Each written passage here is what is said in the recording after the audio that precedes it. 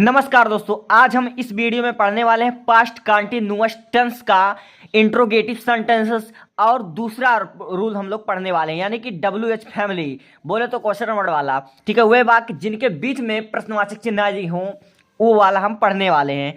ठीक है, तो हम उसको पढ़ने से पहले उसके रूल नियम सब कुछ जान लें स्ट्रक्चर के माध्यम से दोस्तों, तो ज़्यादा बेहतर होगा। ठीक है, देखिए इसका स्ट्रक्चर पहले होता है WH family plus was were plus subject plus verb का first form plus ING plus object plus other word plus question word.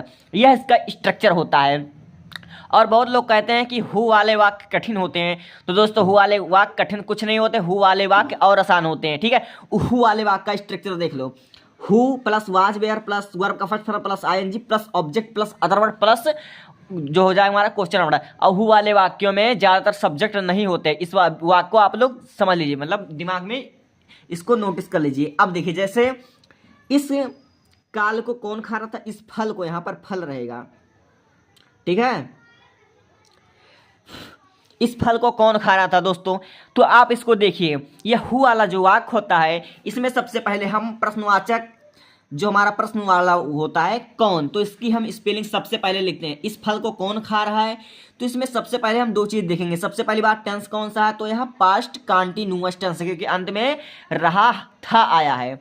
और यहाँ पर हु वाले वाक्य है, तो यहाँ पर हम क्या लिखेंगे, हु लिखेंगे दोस्तों। अब देखिए, हु के बाद हम लिखेंगे वाज और वेयर लिखेंगे, तो यहाँ पर हम वाज लिखेंगे। ठीक है, अब देखिए, अब वर्ब का फर्स्ट फॉर्म लिखेंगे, तो वर्ब क्या है, वर्ब हमारा खाना है, तो यहाँ पर हो जाएगा ईट, ING लग जाएगा, तो क्या हो जाएगा दोस्तों, ईटिंग हो जाएगा। क्या खा रहा, फल, तो यहाँ पर फ्रूट्स हो जाएगा। ठीक है, इस तरह से हमारा बन गया हु वाज ईटिंग फ्रूट्स, इस फल को रहेगा दोस्तों ईटिंग दिस फ्रूट हो जाएगा। ठीक है, इस तरह से हमारा आसानी से बन गया। और इसमें सब्जेक्ट नहीं होते हैं दोस्तों, इसको आप नोटिस कीजिएगा। और अंत में क्वेश्चन वर्ड लगाना बिल्कुल मत भूलिएगा, वरना सारा का सारा वाक्य बदल जाएगा, मतलब गलत हो जाएगा। ठीक है, तो इस तरह से आप लोगों ने समझा कि हु वाले वाक्यों में सब्जेक्ट नहीं होता, तो उसको कैसे बनाया जाता है। ठीक है, आपके कमेंट का रिप्लाई हमने पहले ही एग्जाम्पल्स में दे दिया है। अब बढ़ते हैं हम अगले पर, जो आपके कमेंट आ रहे थे। अब देखो, तुम कल क्यों परीक्षा की तैयारी कर रहे थे, यानी कि WH फैमिली आया दोस्तों। तुम कल परीक्षा की तैयारी क्यों कर रहे थे, तो इसमें सबसे पहले हमारा सब्जेक्ट हमारा क्या है, यू है। और फिर उसके बाद यहाँ क्वेश्चन हमारा आया हुआ है बीच में, देखिए वाक्य के बीच में आया हुआ है प्रश्नवाचक शब्द क्यों, तो क्यों की अंग्रेजी क्या हो जाएगी, वाई हो जाएगी। और स्ट्रक्चर के अनुसार WH फैमिली प्लस वाज या वेयर है दोस्तों, वाज या वेयर है। तो जो हमारा तुम है या बहुवचन है, इसके अनुसार यहाँ पर क्या लगेगा, वेयर लगेगा, वाई वेयर। अब फिर उसके बाद सब्जेक्ट, तो यहाँ पर हमारा यू हो जाएगा। अब देखिए तैयारी, ठीक है, वर्ब की फर्स्ट फॉर्म, तो यहाँ पर तैयारी, तो प्रिपेयर हो जाएगा, आवाज लगा देंगे तो प्रिपेयरिंग हो जाएगा। ठीक है, प्रिपेयरिंग हो जाएगा। और किसकी, एग्जाम का, तो द एग्जामिनेशन हो जाएगा, द एग्जाम लिखें या एग्जामिनेशन, सही है दोनों। एग्जाम हम लिख देते हैं, और कब, तो यहाँ पर कल दिया हुआ है, तो यहाँ पर हम क्या लिख देंगे, यस्टरडे।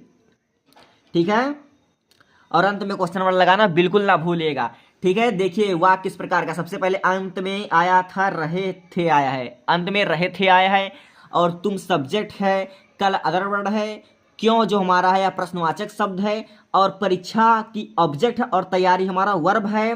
ठीक है, और यह जो अंत में आया है वह हमारा कंटिन्यूअस टेंस का पहचान है। तो इस स्ट्रक्चर के माध्यम से हम बड़े से बड़े एग्जाम्पल को यूँ चुटकी में बजा सकते हैं दोस्तों, आपने इसको सीख लिया। अब देखिए अगला, और यकीन मानिए दोस्तों अंत तक आप पूरा टेंस को ट्रांसलेट सब समझ जाएंगे, ट्रांसलेशन तो आपको लिए यूं ही ईजी हो जाएगा। ठीक है, अब देखिए, माता जी खाना कब बना रही थी।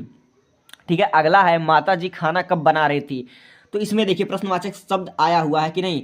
हम सबसे पहले इसमें कौन सा प्रश्नवाचक शब्द आया है यह देखेंगे, तो हमारा व्हेन आया है, कब की अंग्रेजी क्या होती है, व्हेन। ठीक, अब उसके बाद हम सब्जेक्ट देखेंगे, तो सब्जेक्ट हमारा माता जी हमारा एक वचन करता है या सिंगुलर है। ठीक है, तो इसके अनुसार हमें वाज लगाएंगे। ठीक है, व्हेन वाज, तब फिर उसके बाद हम सब्जेक्ट, यानी सब्जेक्ट हमारा क्या है, माता जी हैं, तो यहाँ पर क्या हो जाएगा, मदर हो जाएगा।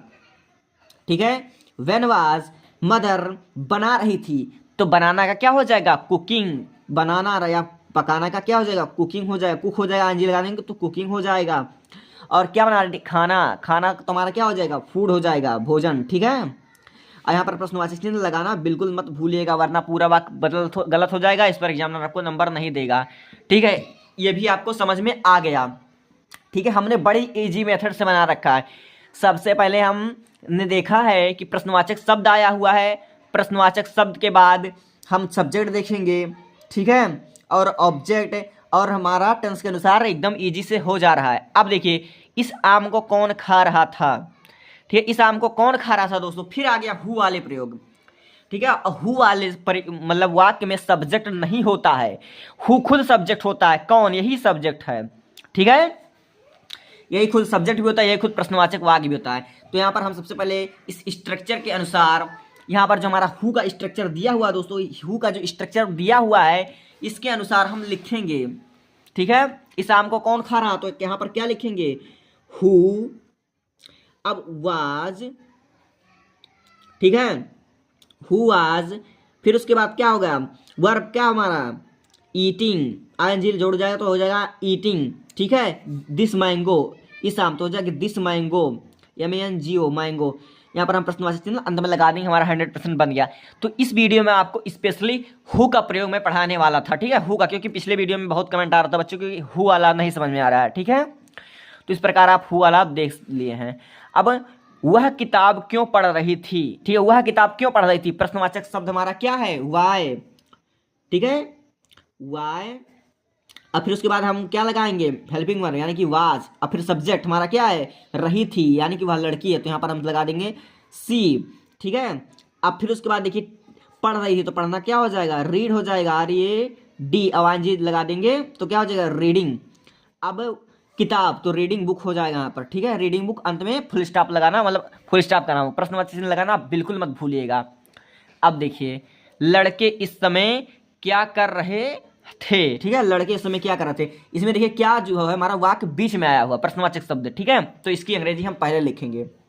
सबसे पहले हम लिखेंगे व्हाट, अरे व्हाट। अब फिर उसके बाद हम लिखेंगे लड़के, कई लड़के हैं, ठीक है, एक लड़के नहीं कई लड़के हैं, तो यहाँ पर हम वेयर लिखेंगे क्योंकि हमारा बहुवचन हो गया, व्हाट वेयर। तो लड़के का क्या हो जाएगा, चिल्ड्रन हो जाएगा, द CHILDREN, चिल्ड्रन, ठीक है। अब फिर करना क्या हो जाएगा, डूइंग हो जाएगा, डू हो जाएगा, लगा डूइंग। अब इस समय, तो at this time, at that time हो जाएगा, ठीक है, क्योंकि यह पास्ट है, इसके अनुसार हम दैट यहाँ पर लगा देंगे। अंत में फुल स्टॉप मतलब क्वेश्चन वर्ड लगाना आप लोग बिल्कुल मत भूलेगा। अब देखिए, तुम्हारी माताजी स्वेटर क्यों बुन रही थी। दोस्तों, इसको मैं होमवर्क देता हूं, अभी अभी आप इसको कमेंट कीजिए, यह बहुत ही आसान है। देखो दोस्तों, सबसे पहले हम कौन सा टेंस है यह देखेंगे, तो अंत में रहा था गया, तो पास्ट कंटिन्यूअस टेंस आपको दिख रहा है, ठीक है। अब इसमें क्यों जो हमारा प्रश्नवाचक को शब्द आया हुआ है, ठीक है।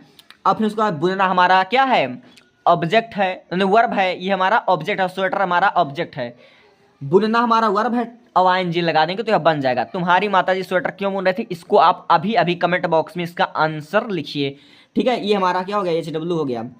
अब बढ़ते हैं आगे, अगला देखिए, किसान इन पौधों में पानी क्यों डाल रहा था, ठीक है।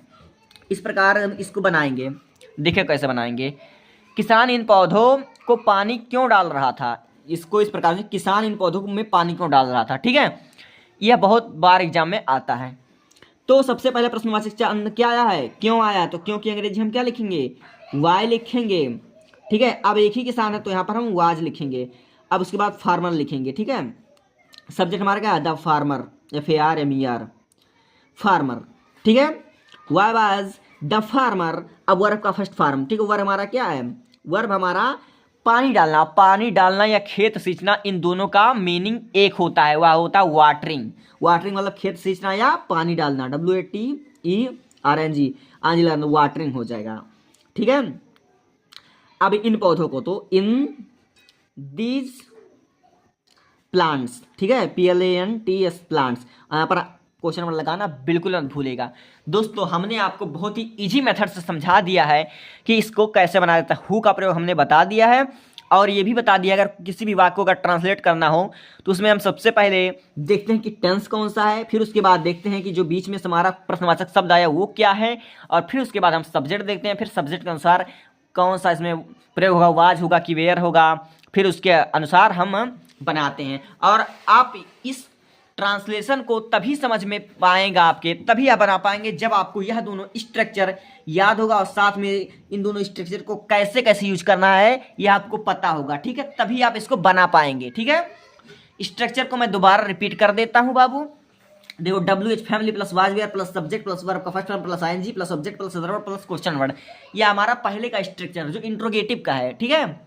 और हु के प्रयोग, ठीक है, हु के प्रयोग यह बहुत डिफिकल्ट लगता है बच्चों को, और इसमें इसको बस दो ही चीज जान लो, जहां पर हु आया है, ठीक है, अगर वह प्रश्नवाचक चिन्ह है और हु आया है वाक्य के बीच में तो इसका मतलब वही सब्जेक्ट है, इसमें सब्जेक्ट नहीं पाया जाता बाबू, ठीक है।